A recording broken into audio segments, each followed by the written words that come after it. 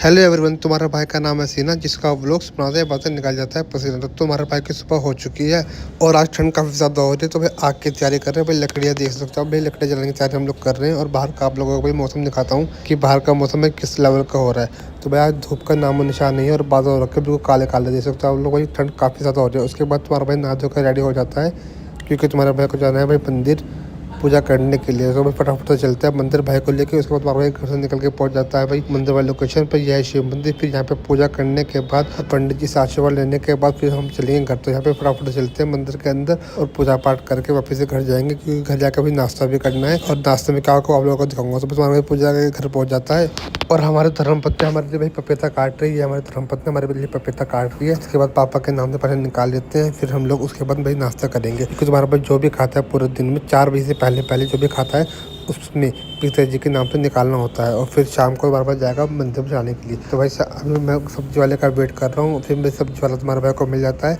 और मैं मम्मी को बोलता हूँ सब्जी लेने के लिए। तो भाई आलू वगैरह खत्म हो गए थे, तो माता जी हमारी आलू प्याज टमाटर वगैरह सब ले दी है, जैसे कि आप लोग देख सकते हैं। उसके बाद भाई हमारे माता जी को ठंड लगती है, तो आग जल गई है और आग के पास बैठ जाती है। तो तुम्हारा भाई तो आग के पास बैठ नहीं सकता है, क्योंकि आज काम बहुत सारा है। तो अभी हम लोग जा रहे हैं भाई, मैं और मेरा भाई काले चंद भैया की दुकान पर, जहाँ से थोड़ा सा राशन लेना है। तो भाई राजू भैया की दुकान है काले चंद अंकल की, जहाँ से हम लोग राशन दे रहे हैं। भाई अमित भैया तुम्हारे भाई को राशन दे रहे हैं। राशन लेने के बाद जाएंगे घर और फिर आगे का काम करेंगे। और जहाँ से मेरे भाई को भाई आटा भी लेना होता है, तो उसको पहले आटा घर में छोड़ेंगे, फिर वापस से घर में जाएंगे। तो हम लोगों ने आटा ले लिया है और ये मेरा भाई का घर, जहाँ पे वो भी रह रहा है, क्योंकि उसका नया घर बना है। उसके बाद हम लोग भाई लकड़ी लेने के लिए पहुँच जाते हैं। तो लकड़ी लेनी है, क्योंकि घर में लकड़ियाँ खत्म हो चुकी है और ठंड भी भाई काफ़ी ज़्यादा हो रही है। फिर मेरा भाई लकड़ी बनना शुरू कर देता है, छाटना शुरू कर देता है, जैसे कि आप लोग देख सकते हो। यहाँ से लकड़ी लेने के बाद फिर हम लोग घर जाएंगे, उसके बाद आगे का काम करेंगे।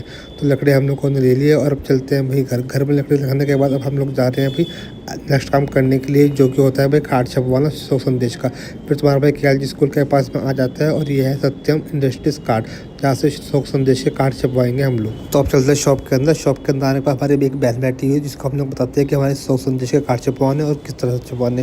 फिर वो हमसे कुछ डिटेल ले लेती है भाई छोटे मोटे, उसके अकॉर्डिंग भाई सेटअप करते हैं सारा। हमारे कार्ड का डिज़ाइन है, डिज़ाइन तो बोले कि ये लुक है कार्ड का। और हम लोग टाइमिंग बताते हैं कि किस टाइम में क्या क्या होना है, क्या क्या नहीं होना है। उसके बाद भी हम लोग को वो देती है शाम का टाइम, और सैंपल के तौर पे हमें उसने दिया है भाई ये।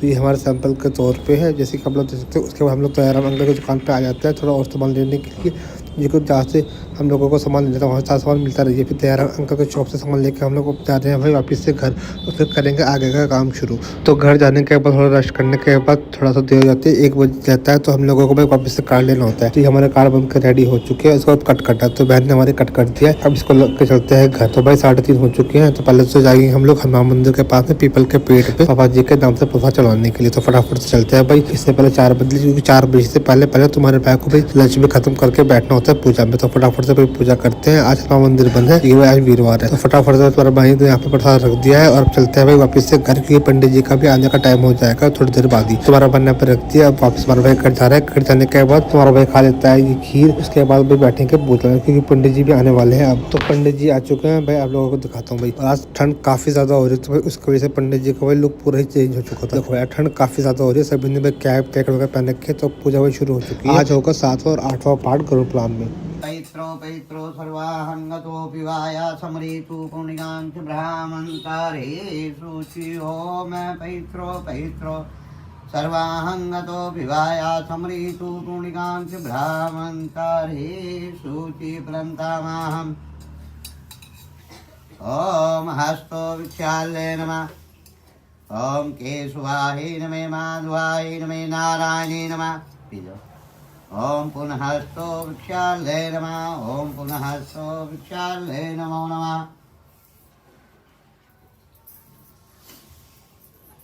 ओम कलशे मुखे कंठे रुद्रसमारितां स्थितो मदगणना समर्तां कुक्षोतु सागरा सप्दीपा वसुंधरा ऋगुवे जजुवे समावेद त्वर्णा सहितां गंगा च यमुना च गोदावरी सरस्वती नर्मदे सिंधु जल कावेरी स्नानार्थे वृत्तिग्राहिताम्। ओम घट वरुणाय नमः। वरुण देवताभ्यो नमः। आव्यामि पूज्यामि नमो नमः। गन्धक्षताहं समर्पयामि। गन्धक्षताहन्ति समर्पयामि। काण्डात् पुरहन्ते परुस्परे देवानो दुर्वाकारान् समर्पयामि। कुमाता शोभिता मया निवेदिताम् अक्षताहं समर्पयामि। ओम गंगा से यमुना से गोदावरी सरस्वती नर्मदे सिंधु जल कावेरी स्नानार्थे प्रतिग्राहिताम्। ओम नमो नमस्ते सकुटे प्रभाय श्वेताराय सुमंगलाय सनसनाय जल आदिनाथाय नमो नमस्ते। जल आदिनाथाय नमो नमस्ते।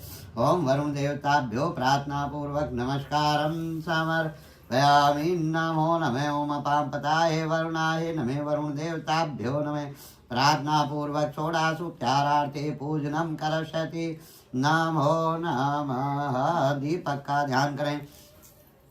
ओम दीपम ज्योति परब्रह्म दीपो ज्योति जनार्दना दीपम पापरस्तु मे संध्या दीपो नमस्तुते। शुभम करोति कल्याणम आरोग्य सुख संपदां शत्रु बुद्धि विनाशाय दीपो ज्योति नमस्तुते। ओम दीपम दृश्यामि षोडशोपचारार्थे पूजनम करष्यति। नमो नमः। गन्धदक्षिणाहं समर्पयामि। गन्धदक्षिणाहन्ति समर्पयामि। नमो नमः।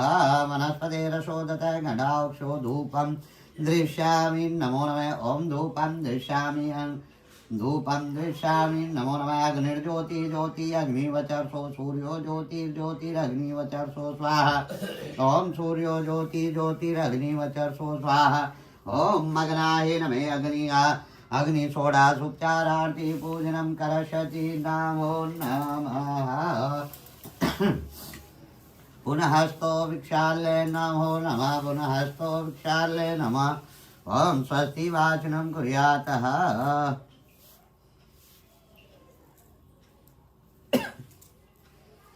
हरि ओम गजाननं भूतगणाधिवेतिकं कापि जम्बूफलचारुभक्षणम् उमासुतं शोकविनाशकारकम् नमामि विघ्नेश्वरपादपङ्कजम्। ओम एकदन्ताय विद्महे गौरीसुताय धीमहि तन्नो गणपते प्रचोदयात्।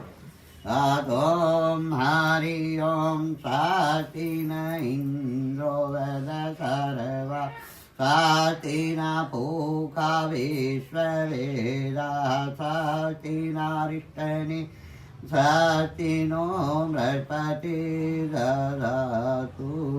ओम पयो प्रथमां पयो दिव्यंतरिक्षे पयो धाम प्रदसन्तु महाम्। ओम विष्णुरराणमसि विष्णु सपने श्री विष्णु दुर्वे श्री विष्णु विष्णु एता। ओम अग्निदेवता वातो देवता सूर्यो देवता चंद्रमा देवता वसो देवता रुद्रो देवता मारुतो देवता। ओम धौम शांतिरंतरिगुं शांति पृथ्वी शांति रावा शांति वनस्पति शांति श्यामा शांति शांति रोधे शांति रेवा शांति ब्रह्म शांति सर्वगुं शांति शांति।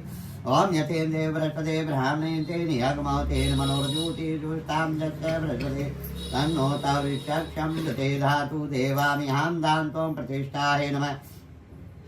देवामिहां दान्तं प्रतिष्ठाय नमः। सर्वदा सर्वकासु नास्ति तेषां मङ्गलं येषामधिष्ठो भगवान् मङ्गलाय तनो हरि। तदेव लग्नं सुदिनं तदेव ताराबलं चान्द्रबलं तदेव विद्याबलं देवबलं तदेव। लक्ष्मीपते सिंहायुगं समारामि लाभते तां जयते तां कुत्ते तां परार्धरये तामिन्दिवर्षामो आदित्यशो जनार्दनः यत्र योगेश्वर कृष्ण पार्थरो धनुधर तत्र त्रिविजयभूति निर्दयामन्नस्य चयन्तो मा पायुपास्ते तेषा नित्यभुक्तानां योगक्षेमहामयं समर्थे सकल कल्याणभाजनं वक्रतुण्ड महाकाय कोटि सूर्य संप्रभ अविग्रह कुर्मदेव सर्वे कार्येषु सर्वदा।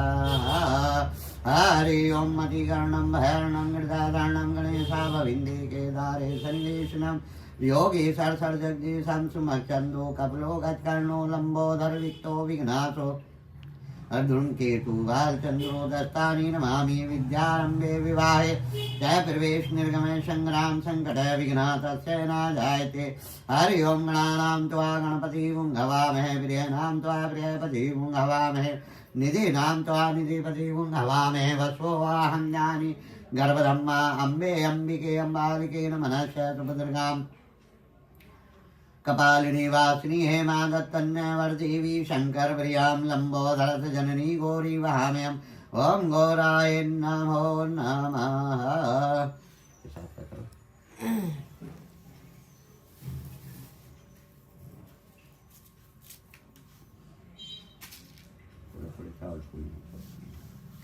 ओम श्रीमन्गणाधिपते नमः। ओम श्रीमन्गणाधिपते नमः। लक्ष्मी नारायणाभ्याय नमः। उमा महेश्वराभ्याय नमः। वाणी गर्भाभ्याय नमः। साची प्रंद्राभ्याय नमः। मातृपितृचरण कलमेभ्यो नमः। ग्राम देवताभ्यो नमः। कुल देवताभ्यो नमः। पितृदेवताभ्यो नमः। वास्तुदेवताभ्यो नमः। अष्टांग देवताभ्यो नमः। सर्वदेवेभ्यो नमः। ब्राह्मणेभ्यो नमः। ओम बुद्धि शुद्धि सहितां श्रीमन्गणाधिपते नमो नमः। संकल्प के निमित्त हाथ में दक्षिणा रखिए।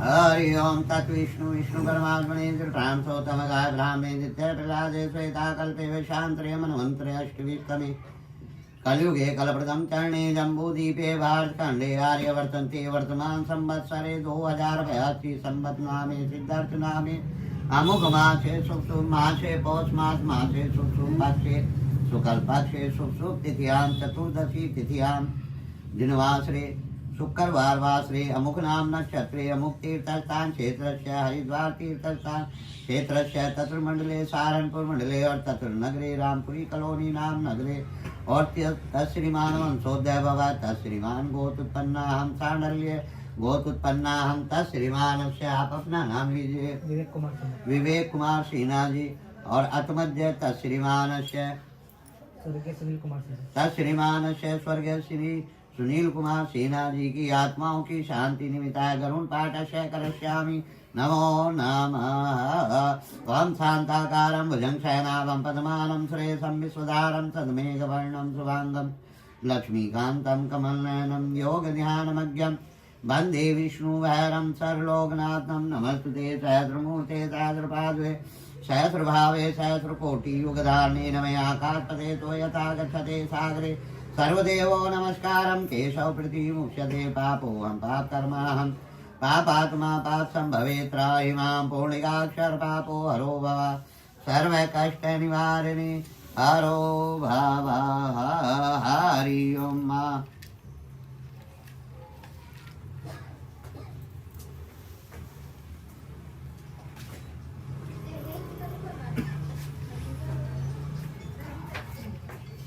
ओम एकदंताय विद्महे गौरीसुताय धीमहि तन्नो गणपते प्रचोदयात्। विनायक मैं कपूर्णदेव नमस्कृतं गौरीपुत्र भाम्यहं भो गणपते हियामण्डले ह्यातिष्ठ यजमानस्य कल्याण कुर्मदेव पाद्यमर्गं पाद्यमर्गं वचमन्यं स्नानं समर्पयामि पाद्यमर्गं वचमन्यं स्नानार्थे प्रतिग्राहिताम्। ओम अमीरं च गुलालं हरिद्रादि समर्पयामि हरिद्रादि समर्पयामि नमो नमः हरि आदि समर्पयामि नमो नमः। ओम वस्त्रांते समर्पयामि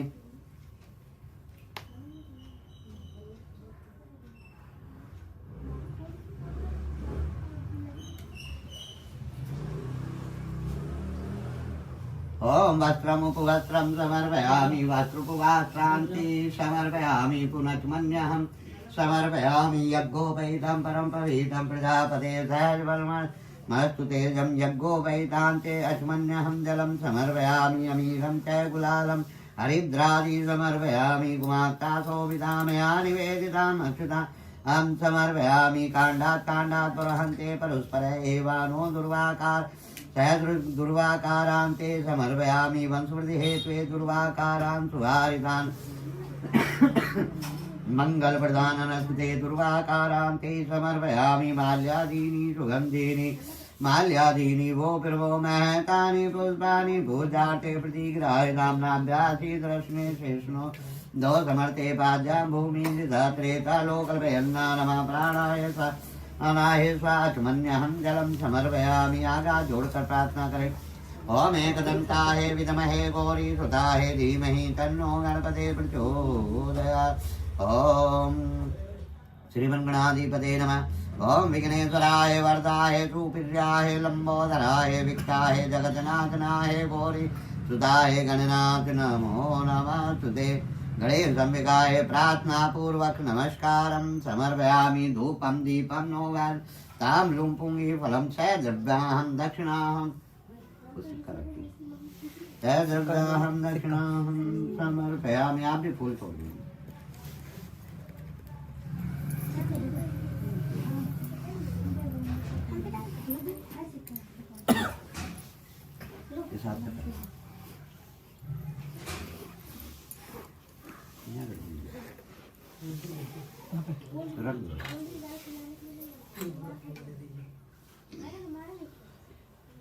ओम ओंकारं बिंदु सहिते ध्यान्ति योगिनी कामोक्ष च ओंकाराय नमः। ओंकार देवताभ्यो नमः प्रार्थना पूर्वक नमस्कारं समर्पयामि। ओम ब्राह्मणे सिद्धानत्यष्टनेत्रं चतुर्मुखं गायत्री सहितं देव ब्रह्मामें ब्रह्म देवताभ्यो नमः।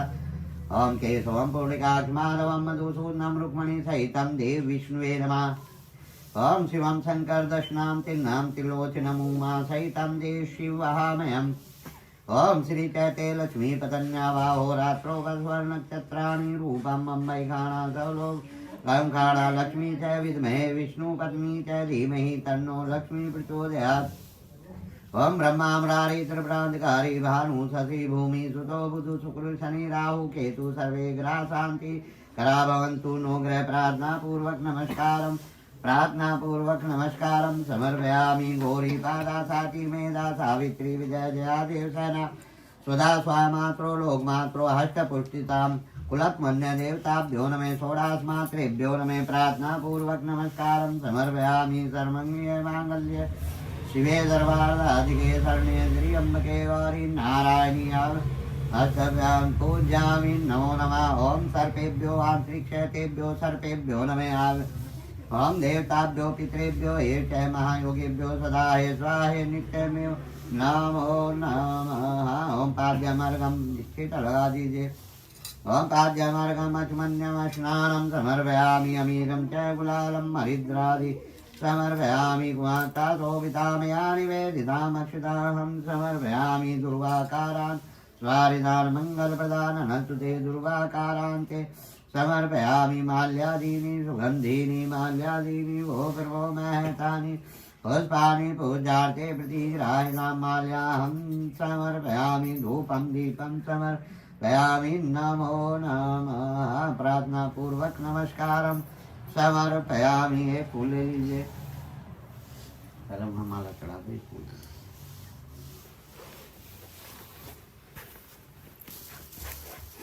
कुर्सी नीचे करके पैर रखिए ना गद्दा में, कुर्सी नीचे रखिए, गिर जाएंगे। नीचे नहीं गिरेगा, तो हटो नहीं नीचे को गिर जाएंगे। नहीं गिरेगा, नहीं गिरेगा। तिलक करो।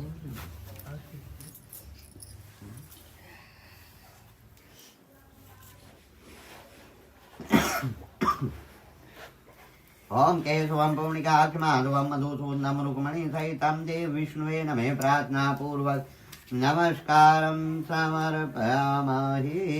नमो नमः।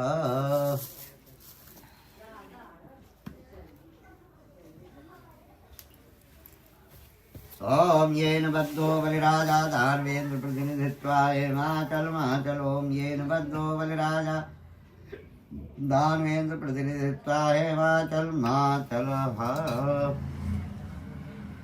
ओम स्वस्ति न इंद्र सर्वाहं स्वस्ति न पूका विश्वेदाः स्वस्ति न ऋष्णेमि स्वस्ति नो बृहस्पते ददतु।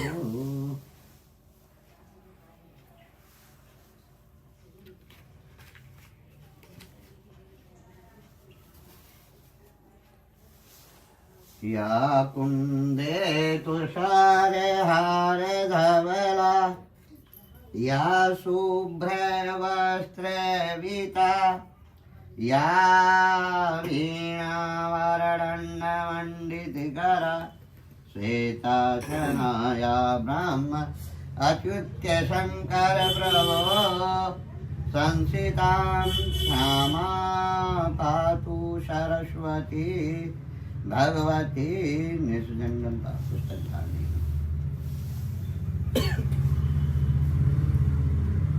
बोलो गरुड़ पुराण की जय, बोलो विष्णु भगवान की जय।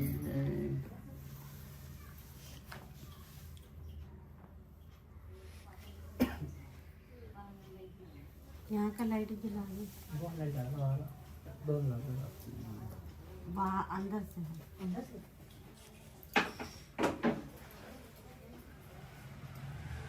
7वें अध्याय में गुरु जी भगवान विष्णु से पूछते हैं कि नरक में न जाने के उपाय बताएं। नरक में न जाने के उपाय बताइए।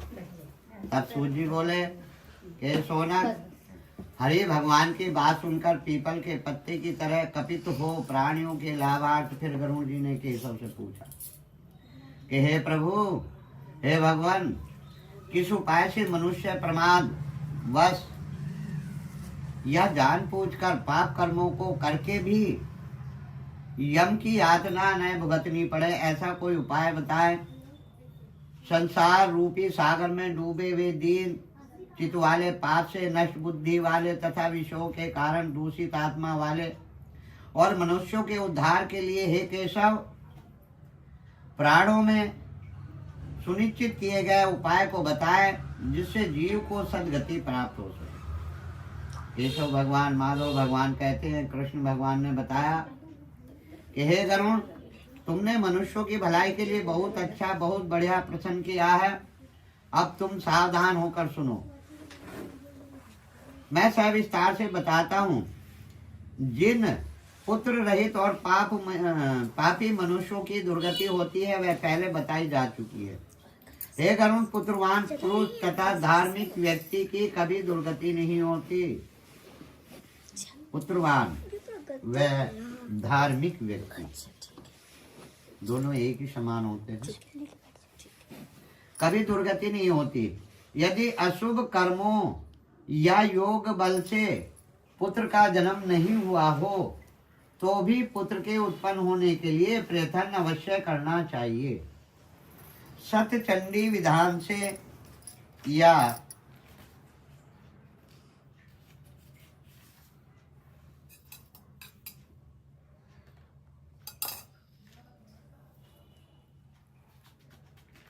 सतचंडी विधान से या हरिवंश पुराण श्रवण से अथवा भक्ति पूर्वक शिव की आराधना करके बुद्धिमान व्यक्ति संतान उत्पन्न करते हैं।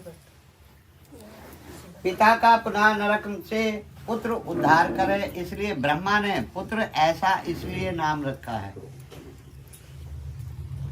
कि धर्मात्मा एक पुत्र भी समस्त वंश का उद्धार कर देता है और पुत्र से स्वर्ग आदि लोकों की प्राप्ति होती है। यह अनादि काल से श्रुति चली आ रही है। इस तरह पुत्र को वेदों में महात्म्य कहा गया है। पुत्र का मुख देखकर मनुष्य पितृ ऋण से मुक्त हो जाता है। पौत्र का स्पर्श करने मात्र से देव, पितृ, मनुष्य इन तीनों ऋणों से यमलोक आदि को उल्लंघन करके स्वर्ग आदि लोक में जाता है। मनुस्मृति में ब्रह्मा, देव, आर्य, प्रजापत्य, असुर, गंधर्व, राक्षस तथा पैशाच 8 प्रकार के विवाह बताए गए हैं। ब्रह्म विधि से ब्याही गई पत्नी से उत्पन्न औरस पुत्र उद्वर्ग गति को प्राप्त कराता है और संग्रहित पुत्र अधोगति की ओर ले जाता है। हे गरुड़, ऐसा समझकर व्यक्ति हीन जाति की स्त्री से उत्पन्न पुत्र का त्याग कर दे। स्वर्ण पुरुषों से स्वर्ण स्त्री से जो पुत्र उत्पन्न होता है वो औरस पुत्र कहे जाते हैं। और वे ही श्राद्ध प्रदान करके पितरों को स्वर्ग प्राप्त कराने के कारण होते हैं। और उस पुत्र के द्वारा किए गए श्राद्ध से पितृ को स्वर्ग प्राप्ति होती है। इस विषय में क्या कहना कि दूसरों के द्वारा दिए गए श्राद्ध से भी प्रेत आत्मा स्वर्ग को चली जाती हैं। इस विषय में सुनो, यहाँ मैं एक प्राचीन इतिहास बताता हूँ जो ऐतिहासिक दान के श्रेष्ठ मातम्य को बताता है। पूर्व काल में त्रेता युग में महोदय नाम के रमणीय नगर में महाबलशाली धर्मपरायण प्रभुवाहन नामक एक राजा रहता था। वह यज्ञदान करने वाला, ब्राह्मणों का सत्कार करने वाला, शील आचरण करने वाला, गुण आदि तथा क्षत्रिय धर्म युक्त राजा था। वह दंडनीय पुरुषों को दंड देता था और सुपुत्रों की भांति धर्म द्वारा प्रजा की रक्षा किया करता था। एक बार महाभुजधारी उस राजा ने सेना सहित शिकार खेलने की इच्छा से नाना प्रकार वाले वृक्ष सन्वित गहन वन में प्रवेश किया। नाना प्रकार के मृगों के समूह तथा नाना प्रकार के पक्षी जहाँ शब्द कर रहे थे, ऐसे वन में राजा ने दूर से एक मृग को देखा। राजा ने दूर से अति तीक्ष्ण मृग भेदी बाण छोड़ा, परंतु वह मरा नहीं, बल्कि राजा के द्वारा चलाए गए बाण से वह मृग घायल होकर वन में अंदर चला गया। खून से घिली घास पर अंकित चिन्हों के सहारे राजा ने उस हिरण का पीछा किया। तब हिरण के प्रसंग से वह राजा दूसरे वन में चला गया। भूख प्यास से सूखे गले तथा परिश्रम के संताप से पीड़ित उस राजा ने एक जलाशय के पास पहुंचकर घोड़े के साथ उसमें स्नान किया तथा कमल की गंध आदि से सुगंधित शीतल जल को पीकर अपनी प्यास बुझाई। इसके बाद उस जलाशय से बाहर निकलकर श्रम रहित राजा वहां ने वृक्ष रूपी विशाल शाखाओं के कारण फैले हुए मनोहर शीतल छाया वाले पक्षी समूह से कुंजित एक वट वृक्ष को देखा।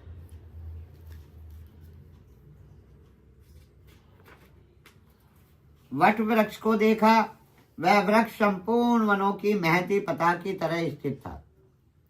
उसकी जड़ के पास जाकर राजा बैठ गया। महाराजा ने एक प्रेत को देखा। वह प्रेत भूख प्यास से आदि से व्याकुल इंद्रियां, जिसकी ऊंचे केश वाला मैला शरीर, कुबड़ा मांस रहित भयानक रूप वाले प्रेत को राजा ने देखकर आश्चर्यचकित होकर देखा। और प्रेत ने भी भयंकर वन में आए हुए राजा को देखकर प्रसन्नचित होकर राजा के पास जाकर आदर से बोला, हे राजन, आपके संयोग से प्रेत तत्व के त्याग उत्तम गति को प्राप्त हो धन्य मानता हूँ। आपके संयोग से प्रेत तत्व को त्याग उत्तम गति को प्राप्त हो धन्य मानता हूँ। प्रेत के ऐसे वचन सुनकर राजा बोला, हे प्रेत, काल रूप और भयानक मुख ऐसे अमांगलिक प्रेत रूप को किस कर्म भोग से तुमने प्राप्त किया? तुम इस प्रेत तत्व के कारण को बताओ, मुझे सुनाओ तथा तुम कौन हो और किस दान से तुम्हारा प्रेत तत्व दूर होगा वह भी मुझसे बतलाए। प्रेत बोला, हे राजन, हे श्रेष्ठ राजा, मैं प्रारंभ से आपको सब कुछ बताता हूँ। प्रेत तत्व का कारण सुनकर आप कृपया उसे दूर करने की कृपा करें। वैदिश नाम का एक नगर था जो सभी प्रकार की संपत्तियों से समृद्ध था।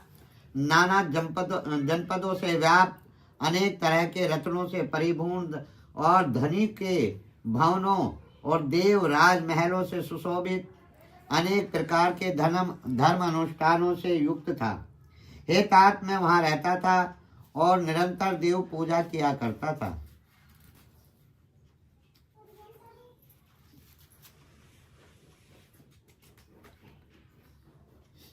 मैं जाति से वैश्य था और मेरा नाम सुदेव था।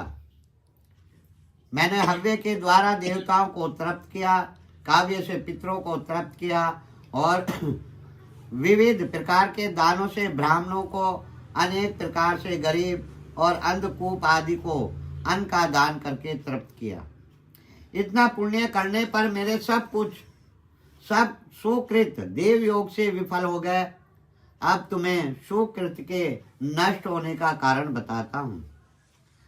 पुत्र आदि संतति हितैषी मित्र इत्यादि नहीं है जो मेरी अदैहिक या दैहिक क्रिया करे।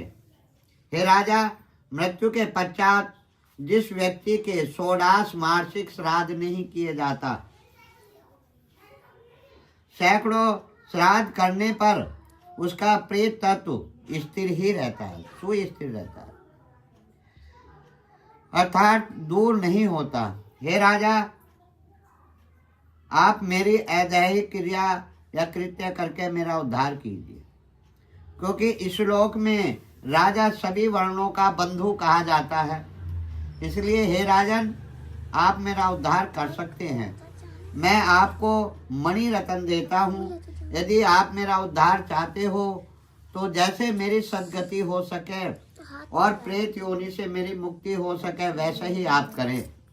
भूख प्यास आदि दुखों के कारण यह प्रेत योनि से मेरे लिए दुख सहन नहीं बन पा रहा। वन में मीठे फल पवित्र दंड जल है, परंतु भूखा होने पर भी मैं फल नहीं खा सकता, प्यास होने पर भी पानी नहीं पी सकता। इस प्रकार का प्रेतपन दुख का कारण है। तुम्हें प्रेतपन छूटने का उपाय मैं बताता हूँ। हे राजन, मेरे लिए तुम एक नारायण बलि कर वेद मंत्रों से अदैहिक क्रिया करें। नारायण बलि, इससे मेरा प्रेत तत्व नाश हो जाएगा, इसमें कुछ संदेह नहीं है। दूसरा उपाय यह है कि वेद मंत्रों का उच्चारण कर दान देना, जीवों पर दया करना, सत्य शास्त्र का श्रवण, विष्णु की पूजा एवं सत्पुरुषों की संगति करना इत्यादि उपाय प्रेत योनि का नाश करने वाले हैं। ऐसा मैंने शास्त्रों में सुना है। इसलिए प्रेत तत्व को नाश करने वाली विष्णु की पूजा कहूँ। 16 मास का एक स्वर्ण, इसका दोगुना 32 मास स्वर्ण को लेकर के उसकी एक विष्णु की प्रतिमा बनवाएं। काहे की? सोने की। 16 मासे का एक स्वर्ण और इसका दुगना 32 मासे का स्वर्ण लेकर के उसकी एक विष्णु प्रतिमा बनवाएं। उस प्रतिमा को एक पीला वस्त्र पहनाकर, सब आभूषण आदि पहनाकर, सब तीर्थों में स्नान कराकर सिंहासन पर स्थापित कर पूजन करें।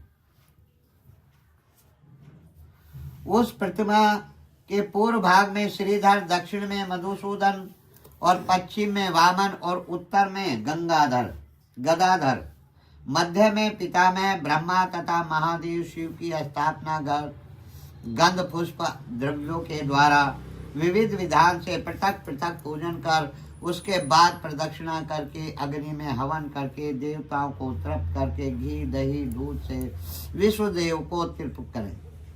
यजमान स्नान करके विनय पूर्वक एकाग्र चित्त से नारायण के समीप में अदैहिक क्रिया करें। शास्त्र विधि से प्रारंभ कर क्रोध लोभ से रहित होकर सब श्राद्ध करें। वैसा ही वत्सोत्सर्ग करे। तदंतर 13 पददान ब्राह्मण को और सैया दान दे करके प्रेत घट का दान करें। ऐसा सुनकर राजा बोला, है प्रेत घट को किस विधान द्वारा देना चाहिए? ऐसी प्रेत मुक्ति का कारण की बात सविस्तार बताइए। प्रेत ने कहा, महाराज आपने ठीक पूछा। जिस सुदृढ़ दान से प्रेत तत्व नहीं होता उसे मैं कहता हूँ, आप ध्यान से सुने। प्रेत घट का दान सभी प्रकार के अमंगलों का विनाश करने वाला, सभी लोकों में दुर्लभ और दुर्गति को नष्ट करने वाला। ब्रह्मा शिव विष्णु सहित लोकपालों से युक्त तपाए हुए सोने का एक घड़ा बना करके उसे दूध दही आदि से पूरा भरकर भक्ति पूर्वक प्रणाम करके ब्राह्मण को दान करें। इसके अतिरिक्त तुम्हें एक अन्य सैकड़ों दानों को देने की क्या आवश्यकता है?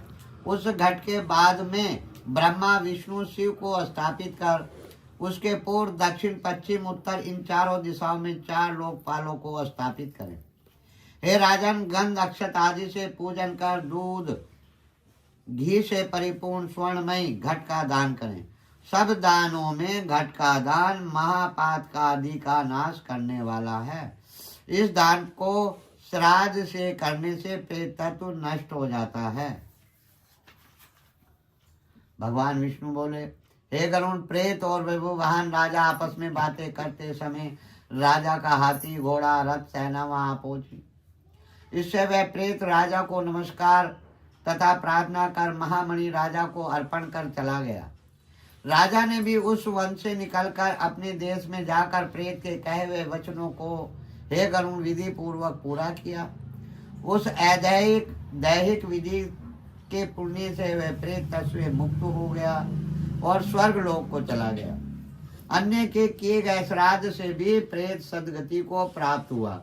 पुण्य पुत्र के श्राद्ध आदि करने से पिता की सदगति होती है, इसमें आश्चर्य नहीं है। जो इस पवित्र इतिहास को सुनता है सुनाता है, ऐसे लोग पापाचारी होते हुए भी प्रेत नहीं बनते। बोलो गरुड़ पुराण की जय, बोलो विष्णु भगवान की जय। श्रीमन्नारायण नारायण नारायण, हरिमन्नारायण नारायण नारायण, श्रीमन्नारायण नारायण नारायण, श्रीमन्नारायण नारायण नारायण, हरिमन्नारायण नारायण नारायण, श्रीमन्नारायण हरिमन्नारायण नारायण,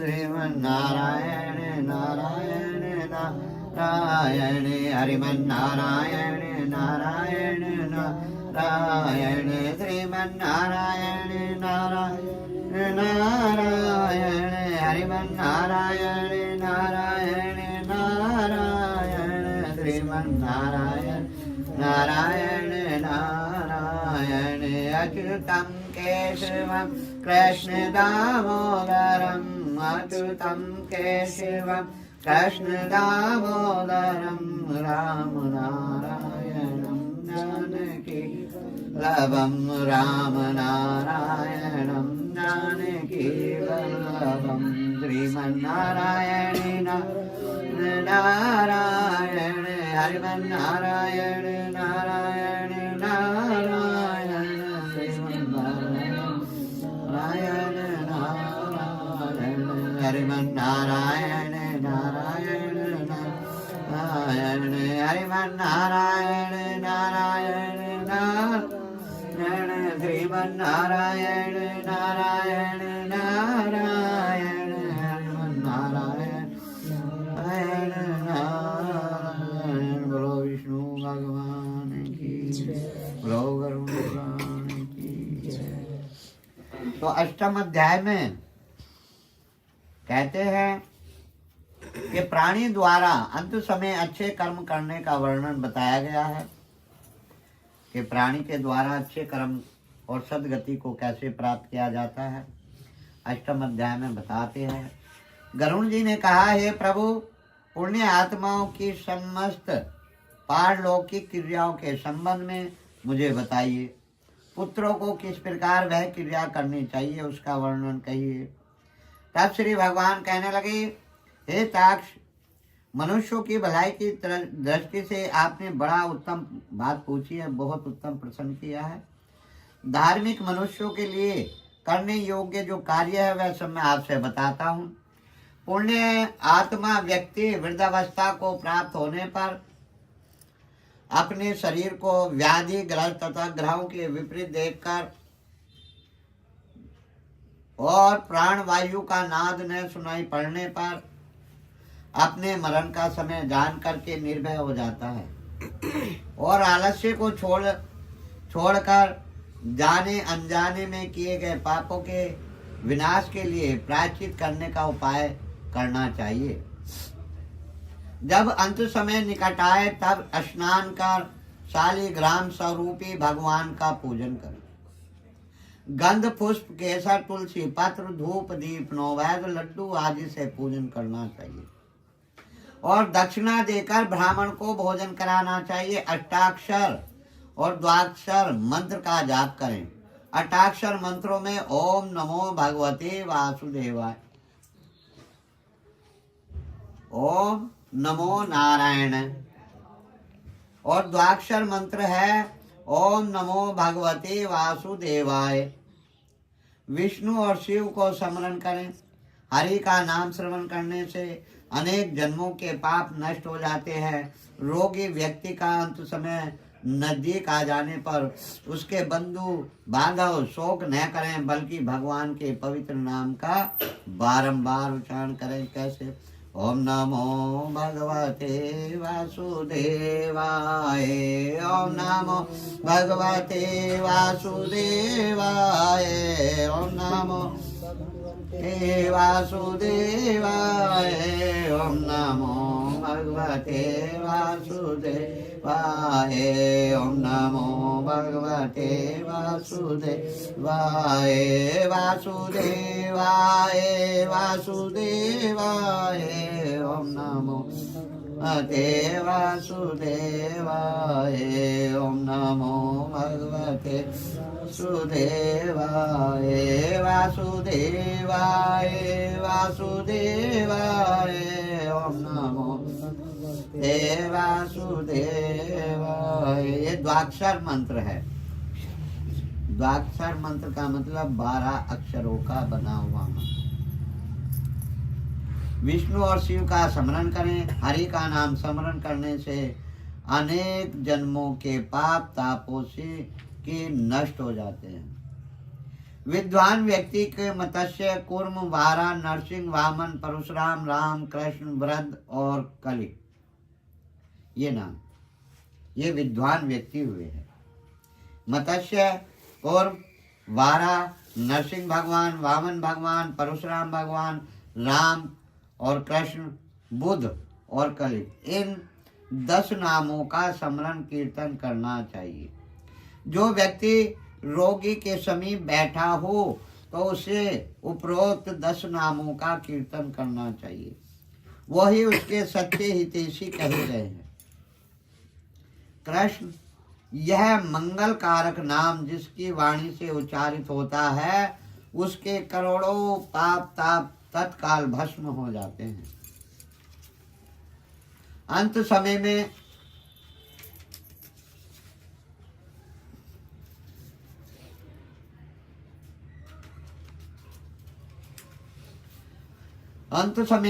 अजामिल ने अपने पुत्र नारायण को पुकारा था कि नारायण, हे नारायण, नारायण नारायण कह के पुकारा था, जिससे उसका उद्धार हो गया था। इसलिए श्रद्धा पूर्वक श्री हरि का उच्चारण करने वाले का बहुत कुछ उद्धार हो सकता है। दुष्ट हृदय वाला व्यक्ति भी हरि का स्मरण करता है तो श्री हरि उसके भी पापों को नष्ट कर देते हैं। जैसे बिना इच्छा से अग्नि का स्पर्श करने पर भी अग्नि भस्म करती है। हे गरुण, हरि का नाम लेने से पातकी के नाश करने में शक्ति रखता है। वैसे पापी जीवन ने अनेक समय तक पाप किया, फिर भी यदि एक बार भी हरि का नाम उच्चारण करने से सब पापों को नाश हो जाता है। उसके नाम में ऐसी शक्ति है। यमराज ने भी दूतों से कहा, संसार में नास्तिक को यमलोक में ले जाना, और जो श्री हरि का भक्त है, श्री हरि का नाम का उच्चारण करे, उसके इस लोक में मत लाना।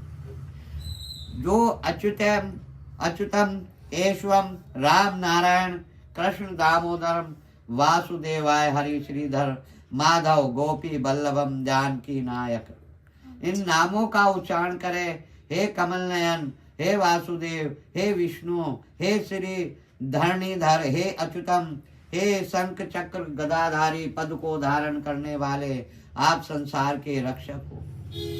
इस तरह कहने वाले पाप रहित मनुष्यों को यहाँ मत लाना। ऐसे मनुष्यों को लाना जो बाहर और भीतर विमुख रहने वाले और दरिद्रों से सेवित मुकुंद भगवान के चरणार बिंद की भांति से विमुख पुरुषों को नरक के द्वार भूत तथा तृष्णादि युक्त पापी पुरुषों को यमलोक में लाना।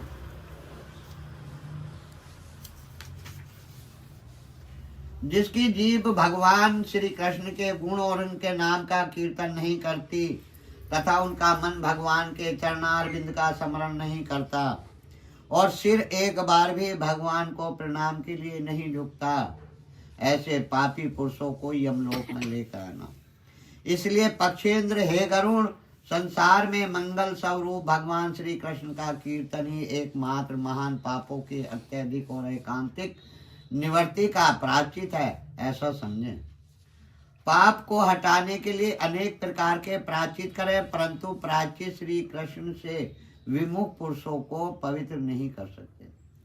जैसे मदिरा के घट को नदियां पवित्र नहीं कर सकती, श्री कृष्ण के नाम के उच्चारण से पाप रहित हुए मुक्त पुरुषों को नहीं दिखती। यमराज तथा उसके दूत सपन आदि में भी नहीं दिखाई देते, तब प्रत्यक्ष कैसे दिखेंगे?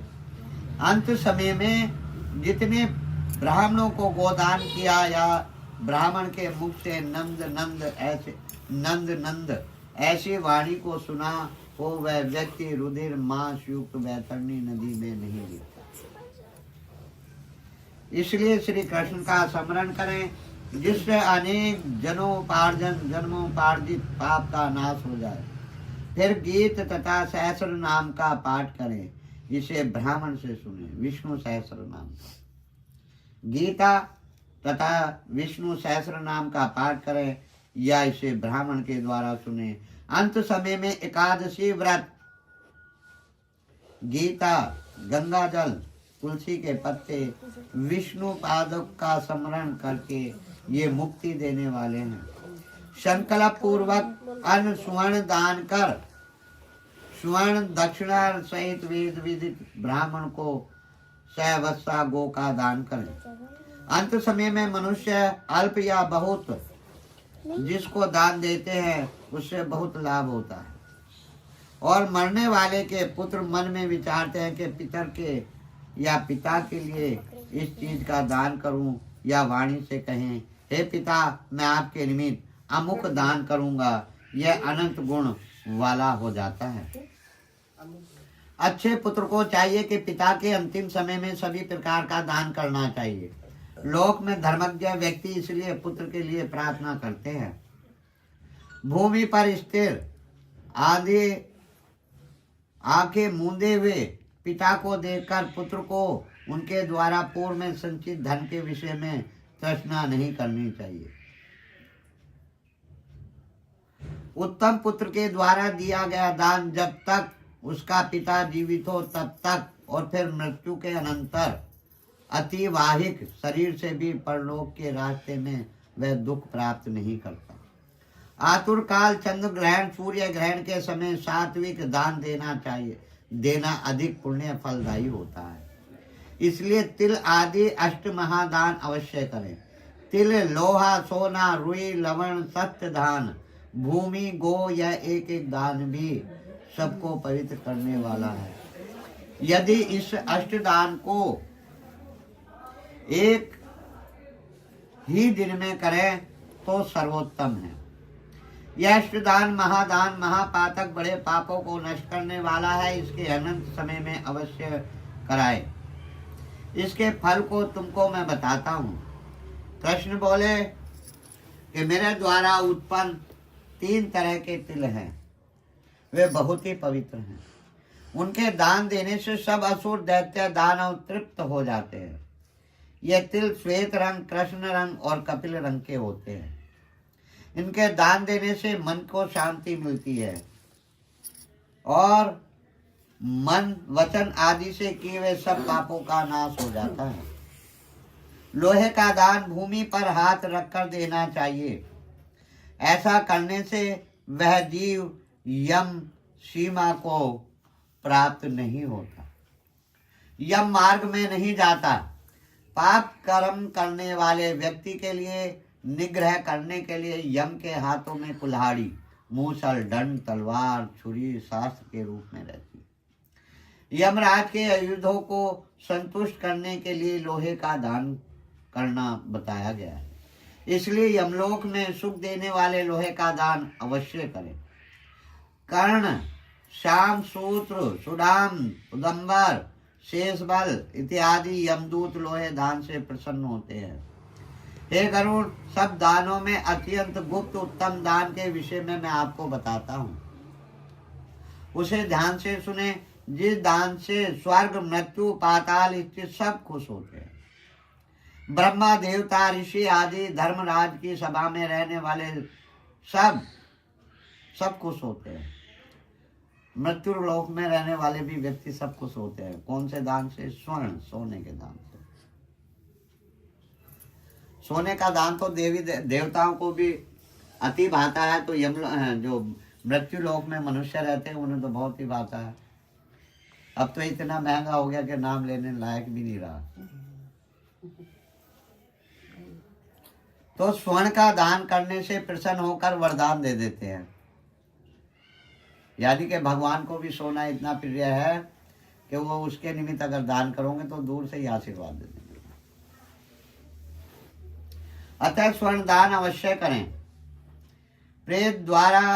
प्रेतों के द्वार के लिए स्वर्ण का दान अवश्य करें, जिससे प्रेत यमलोक में न जाकर स्वर्ग लोक में जाए। बहुत समय तक सत्यलोक में निवास करने के बाद फिर व्यक्ति मनुष्य लोक में राजा, रूपवान, धर्मज्ञ, वाचाल, लक्ष्मीवान, बड़ा पराक्रमी होता है। और रुई के दान से यमराज के दूतों का भय नहीं रहता। लवण दान से यमराज के भय समाप्त हो जाता है। लोहा, लवण, कपास, तिल, स्वर्ण दान से यमपुरी वासी चित्रगुप्त आदि भी प्रसन्न हो जाते हैं। और सप्त का दान करने से धर्मराज और यम के तीनों द्वारों पर नियुक्त द्वारपाल भी प्रसन्न हो जाते हैं। धान, जौ, गेहूं, मूंग, उड़द, काकुन या कंगनी के चावल और चना, ये सप्त दान कहे जाते हैं। जो आदमी गोचर्म मातृभूमि जिसमें 100 गाय, 1 बैल जितनी भूमि पर स्वतंत्र रूप से रह सके या विचरण कर सके, उतनी विस्तार वाली भूमि गोचर्म कहलाती है। कितनी? 100 गाय, 1 बैल भूमि गोचर्म कहलाती है। इसका दान समस्त पापों का नाश करने वाला है। विधान पूर्वक सतपात को देता है। वह ब्रह्म हत्या के पाप से मुक्त होकर पवित्र हो जाता है।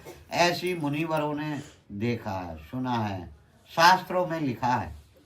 राज्य में किया हुआ अर्थात राज्य संचालन में राजा से होने वाला महापाप न व्रतों से, न तीर्थ यात्रा से और न किसी दान से नष्ट होता है, अपितु वह तो केवल भूमि दान से ही समाप्त होता है।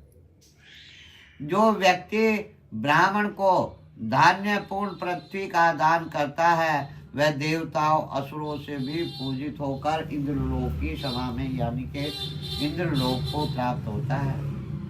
हे गरुण, भूमि दान बिना और दान अत्यंत अल्प फल देने वाले हैं। पृथ्वी दान दिन प्रतिदिन बढ़ता है, इससे भूदान अवश्य करें। जो भूमि का स्वामी होकर ब्राह्मण को दान नहीं देता, वह जन्म जन्मांतर में ग्राम में कुटी न मिलकर दरिद्र होता है। कुटी भी नहीं मिलती उसको। जो स्वामी का अभिमान रख वास करने के लिए कुछ भी पृथ्वी का दान नहीं करता, वह शेष जी जब तक भूमि धारण करेंगे तब तक नरक में वास करता है। इसलिए भूमि का स्वामी होकर पृथ्वी दान अवश्य करें। ये सभी के लिए नहीं बताया। ये कहा है कि भूमि का स्वामी होकर, यानी कि भूमि का राजा, पृथ्वी का राजा बनकर भी जो राजा है जिस पर 100 बीघे जमीन है, उसको कुछ जमीन अवश्य दान करनी। जो पुरुष उनको भूमि न देकर गोदान देना, यह हमारा मत है। अंत समय में रुद्र धेनु, ऋण धेनु, मोक्ष धेनु आदि गोदान करे। गौ का दान करे। वैतरणी धेनु सैविधि दे। हे गरुण, ये गोदान मनुष्य के लिए कायिक, वाचिक, मानसिक और त्रिविधि रहित करता है। बालकपन में, कुमारपन में, युवावस्था में, बुढ़ापे में, रात्रि में तथा प्रातः समय, दोपहर के समय, तीसरे पहर, संध्या समय, जन्म जन्मांतर में भी जो कुछ पाप मन वचन काया से किया हो, उनकी निवृत्ति के लिए एक बार भी दूध देने वाली सहवत्सला, कपला, दक्षिणा सहित तपस्या, व्रत आदि युक्त वेद पाठी ब्राह्मण को दान देने से सब पाप नष्ट हो जाते हैं और अंत समय में वही उद्धार करने वाली होती है। स्वस्तार्चित में दी गई एक गाय, आतुर अवस्था में दी गई 100 गाय और मृत्यु काल में चित्र विचित्र व्यक्ति के द्वारा दी गई 1000 गाय तथा मरण काल में दी गई विधि पूर्वक 1,00,000 गाय के दान का फल बराबर होता है। यहाँ पर अस्तावस्था में गोदान करने का विशेष महत्व बतलाया है। तीर्थ में सतपात्र को दी गई 1 गाय का दान 1 लक्ष गोदान के बराबर होता है। सुपात्र को दान देने से लक्ष्य गुण फल प्राप्त होता है और देने वालों को अनंत गुण फल प्राप्त होता है। सुपात्र को प्रति ग्रह लेने का दोष नहीं लगता। वेद अध्ययन, वैश्वदेवादि यज्ञ कर परायण भक्षण न करने वाला ब्राह्मण रतन से परिपूर्ण भूमि का दान ग्रहण करे, तथापि प्रतिग्रह जगन्य दोष नहीं लगता। सर्प, बिच्छू आदि का विष मंत्र द्वारा दूर हो जाता है और अग्निदेव सब की शीत दूर कर देता है। अग्निदेव सबकी शीत दूर कर देता है। इन दोनों को भी कोई पाप नहीं लगता, लेकिन कुपात्र को गोदान देने से दाता नरक में जाता है। कुपात्र लोभ वंश यदि गोदान ले लेता है तो उसकी 100 पीढ़ी तक पितर नरक में जाते हैं। इसलिए बुद्धिमान व्यक्ति अपने कल्याण के लिए कुपात्र को दान कभी न करे, न दे। 1 गौ का दान ही ब्राह्मण को देना चाहिए। बहुत से ब्राह्मणों को 1 गाय कदापि न देनी चाहिए। 1 गाय का दान कर रहे हो तो 1 ब्राह्मण को दो। अगर उन बहुत से ब्राह्मण हो गए, उनमें झगड़ा हो जाएगा। 1 गौ का दान 1 ही ब्राह्मण को देना चाहिए। बहुत से ब्राह्मणों को 1 गाय कदापि न देनी चाहिए। वह गौ यदि बेची गई या बांटी गई तो 7 पीढ़ियों तक के वंश का नाश कर देती है। भगवान श्री कृष्ण कहते हैं, हे गरुण, तुमको मैंने पहले वैतरणी नदी का इतिहास बताया था। अब उसको पार करने का उपाय रूप गोदान ही है। उसकी विधि मैं बताता हूँ। काली या कपला गौ को अलंकार, आभूषण आदि से सजाकर, सींगों पर स्वर्ण चढ़ा करके, खुरों को चांदी से मंडवा करके और दूध दूहने के लिए कांसे का पात्र देना चाहिए। काले वस्त्र से गौ को आच्छादन कर, गले में घंटी बांधकर और कपास के ऊपर वस्त्र सहित 1 ताम पात्र को रखें। उसके ऊपर लोहे डंडके सहित स्वर्ण से निर्मित यमराज को स्थापित करें। धृत से भरे हुए 1 कांसे का पात्र रखें। उस जगह पर एक गड्ढा खोदकर उसमें जल भरें। उसकी वैतरणी नदी संज्ञा है। उसको रेशमी वस्त्र से वेष्टि कर तहराएं। उसके समीप सूर्य की देह से उत्पन्न हुई धेनु को खड़ा करके शास्त्र विधि विधान के अनुसार उसके दान का संकल्प करें। ब्राह्मण को अलंकार वस्त्र का दान दे और गंध पुष्प आदि अक्षत आदि से विद्वान पूर्वक गौ की पूजा करें। गौ की पूंछ को पकड़कर ईख की नाव पर पैर रख करके ब्राह्मण को आगे कर इस मंत्र को पढ़ें कि आप ही भगवान संसार समुद्र में डूबे हुए त्रिविधि ताप से दुखी प्राणियों की रक्षा करने वाले हो। हे विष्णु रूप द्विज श्रेष्ठ भूमि देव, मेरा उद्धार कर और दक्षिणा सहित वैतरणी नदी जो गो मैंने आपको दी है, इसे मेरा नमस्कार है। और घोर भयानक यमलोक मार्ग में 7 योजन वैतरणी नदी को तीनने की इच्छा कर वैतरणी रूप गोदान आपको दिया है, नमस्कार करता हूँ। हे माधव, हे केशव, मैं आपको गौदान करता हूँ। हे धेनु के तुम स्वयं ही यमलोक के विस्तृत मार्ग में पार करने के लिए वहाँ मेरी राह देखना। ऐसा तुमको मेरा नमस्कार। गो मेरे सामने पीछे हृदय में बसे और मैं गौओं के मध्य में रहूं। राज आदि को मैं जो लक्ष्मी है, वैसे इंद्र आदि को भी मैं जो लक्ष्मी है, वह सब धेनु रूप से तेरे में स्थित है। इसलिए तुम मेरे पापों आदि को दूर करो। हाथ जोड़कर और यमराज की प्रार्थना कर प्रदक्षिणा दे करके सब सामग्री ब्राह्मण को दे। हे गरुण, इस विधान से जो वैतरणी धेनु को दान करता है वह धर्म मार्ग से धर्म राज की सभा में जाता है। शरीर का स्वास्थ्य अवस्था में ही वैतरणी विषयक है। व्रत का आचरण कर लेना चाहिए और वैतरणी पार करने की इच्छा से विद्वान को वैतरणी गो का दान करना चाहिए। हे गरुण, वैतरणी गो का दान करने से महामार्ग में वह नदी नहीं आती, इसलिए हमेशा पुण्य काल में गोदान करना चाहिए। गंगा आदि सभी तीर्थों में ब्राह्मण के निवास स्थान में चंद्र और सूर्य ग्रहण के समय में, संक्रांति में, अमावस्या तिथियों में, उत्तरायण और दक्षिणायन, कर्क और मकर संक्रांतियों में, विषुव अर्थात मेष और तुला की संक्रांति में, व्यक्तिपात योग में, धनाष्टा आद्रा आदि नक्षत्रों में, चंद्रमा के रहने पर रविवार को पड़ने वाली अमावस्या युग आदि तिथियों में वह युग के आरंभ की तिथि युग आदि विधि कहलाती है। सतयुग और प्रारंभिक तिथियां वैशाख शुक्ल तृतीया, त्रेता की आरंभिक तिथियां कार्तिक शुक्ल नवमी, द्वापर को प्रारंभिक तिथि, भाद्रपद कृष्ण त्रयोदशी और कलयुग के आरंभ की तिथि माघ का महीना अमावस्या है तथा अनंतज्य पुण्य काल में उत्तम गोदान देना चाहिए।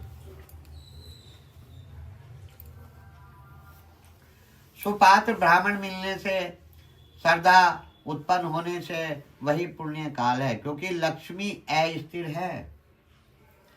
लक्ष्मी अस्थिर है, शरीर नाशवान है और ऐश्वर्य भी सदा काल स्थिर नहीं रहता। वैसे मृत्यु अवश्य आने वाली है, इसलिए धर्म के कार्य अवश्य करें। धर्म के कार्य को अगले दिन पर ना छोड़ें। अपने कल्याणार्थ ब्राह्मण को अपने विस्तार अनुसार दान देने से अनंत फल होता है।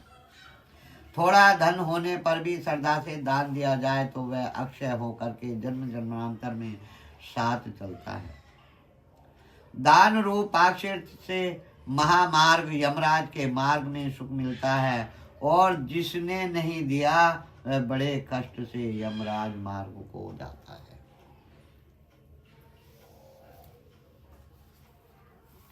बड़े कष्ट से यमराज मार्ग को जाता है।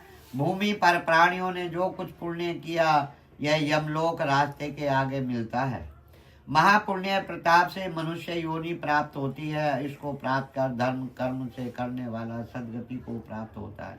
जो मनुष्य जन्म को प्राप्त कर धार्मिक कार्य नहीं करता वह प्रत्येक जन्म में दुख प्राप्त करता है।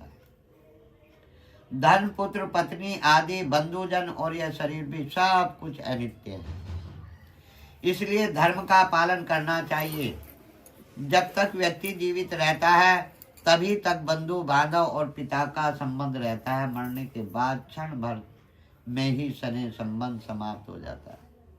जीवित अवस्था में अपनी आत्मा ही सब बंधु हैं, ऐसा ही बार बार सोचते रहना चाहिए। मरने के अनंतर कौन दान देगा न देगा इसकी चेष्टा नहीं करनी चाहिए।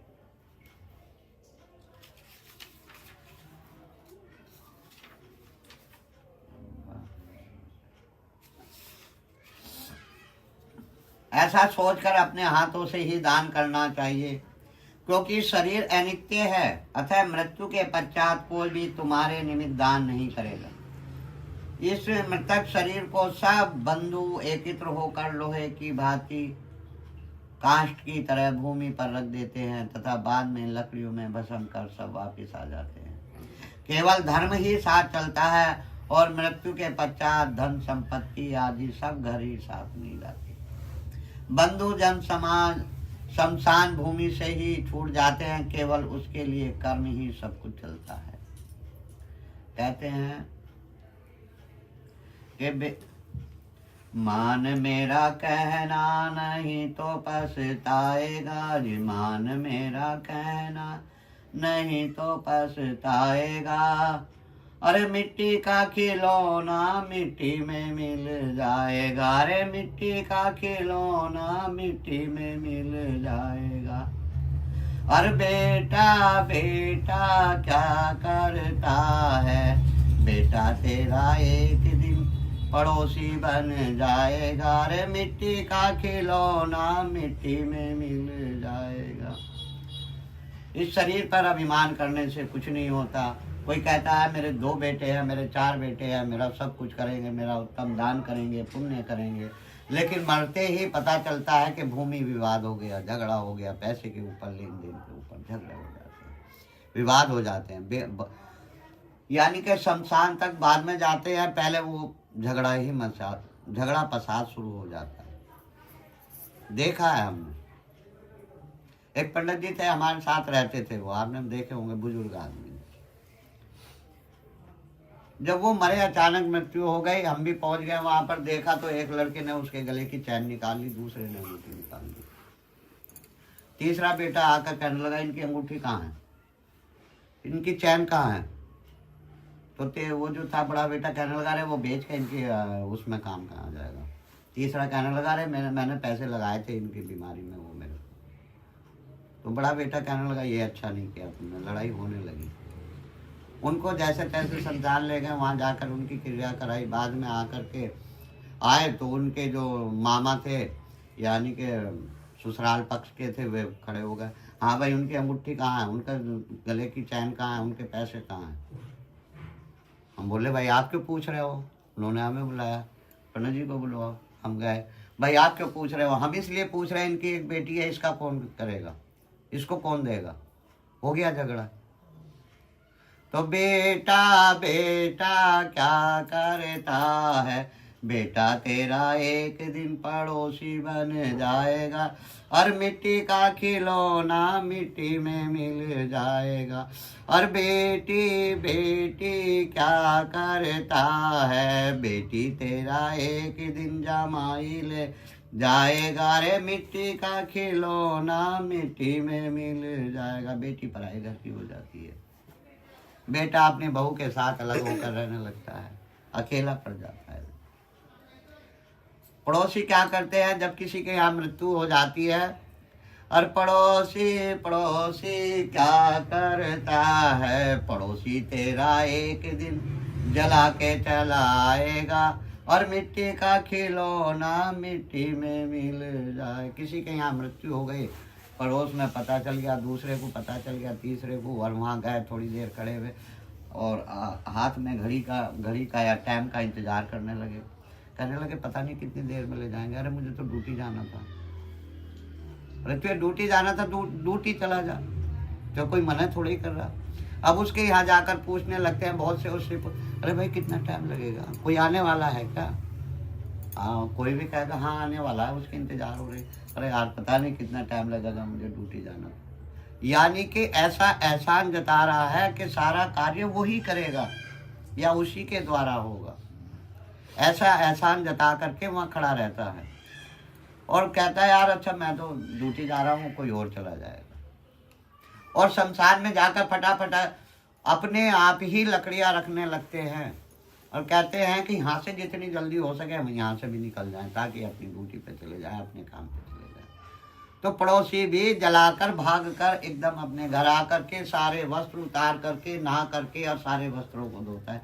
क्या वस्त्रों में चिपक गया है कुछ या चिपट जाता है कुछ, लेकिन मानसिकता हो। वो तो मिट्टी का खिलौना मिल गया, मिट्टी का सब कुछ हो गया, जल के भस्म हो गया। लेकिन लोग बाग वहाँ से आते, अरे गर्म पानी रख देना, ठंड हो रही है। कोई पत्ते चबाता हुआ चला आएगा नीम के, कोई नहाएगा, गंगा जल डाल के नहाएगा, सारे कपड़ों को धुलवाएगा, जब तक घर में भी नहीं घुसेगा। वो कहेगा एक लोटा पानी ले आओ, मेरे ऊपर डाल दो हाथ पैर। तो वो मृतक व्यक्ति क्या करता है, आदमी की मानसिकता होती है। तो माता पिता पुत्र बंधु पत्नी आदि का स्पर्श मिलन प्याऊ पर एकत्र हुए जंतुओं के समान या नदी में बहने वाले काट समूह की तरह नितान चंचल आर्थिक अस्थिर है। किसी का पुत्र किसका पुत्र, किसका पोता, किसकी पत्नी, किसका धन, संसार में कोई किसी का नहीं है। इस कारण से अपने हाथ से स्वयं दान दे देना चाहिए। जब तक धन अपने अधीन है तब तक ब्राह्मण को दान दे सकते हैं, क्योंकि धन दूसरे के अधीन हो जाने पर दान देने के लिए कहने का साहस नहीं होता। मैं तो कह रहा हूँ कि एक ब्राह्मण को चलो 10 रुपए का दान कर दूंगा, लेकिन मेरे पे है नहीं, मैं बेटे से कहूँगा बेटे जरा 10 रुपए देना, अरे मेरे पे नहीं है, क्योंकि सारी चीज पराधीन आप हो चुके हैं, तो दान देने लायक भी नहीं रहे।